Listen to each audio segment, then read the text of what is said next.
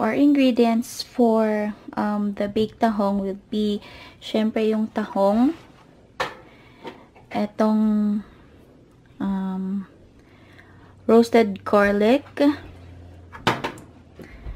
tapos butter, and then etong cheese. Wala kasi akong parmesan cheese, so etong cheese na ganito na lang ang gagamitin ko. Magme-melt naman din siya.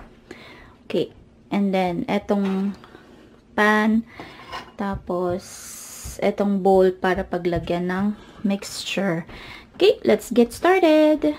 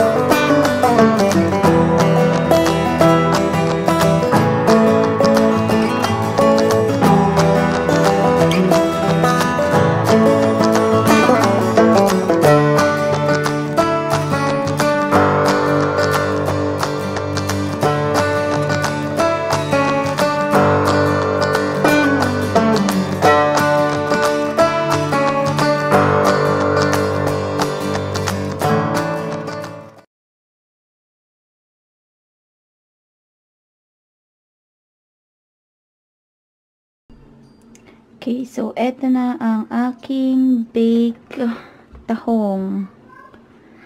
Lalagay lang natin siya sa tawag dito, sa oven toaster, and then ready to eat na.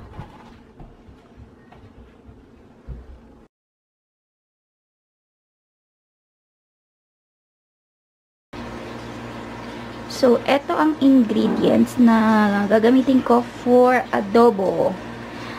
Chicken adobo ang lulutuin ko. So, chicken na wings, and then etong garlic.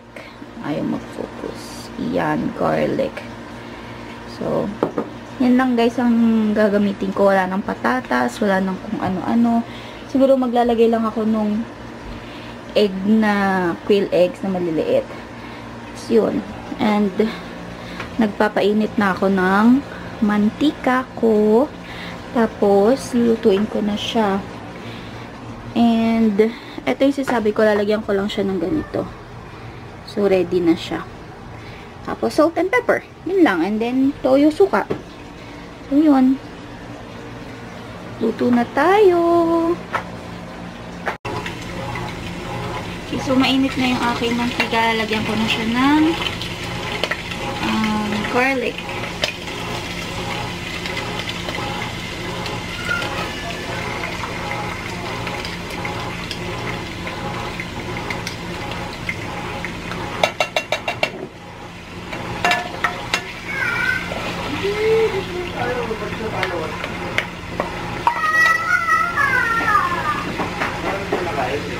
Oo.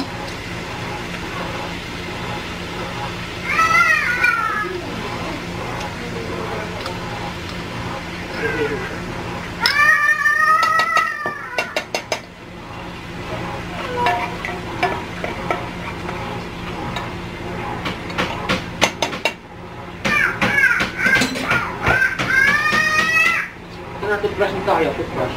Toothbrush.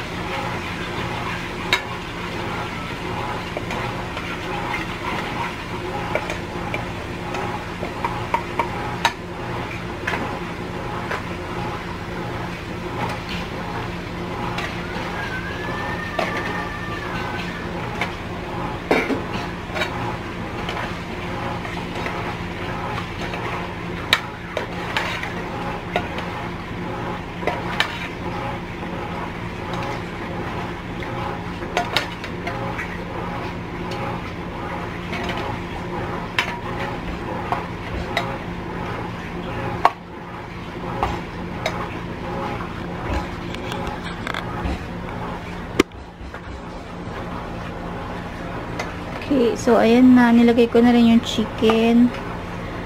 Pakukuluin ko lang, hayaan ko lang siya mag-simmer. Tapos, babalik ulit ako. Okay, so ito na yung finished product ng aking adobo. Nabusan kami ng toyo, kaya bumili muna kami ng toyo sa Asian store. Tapos,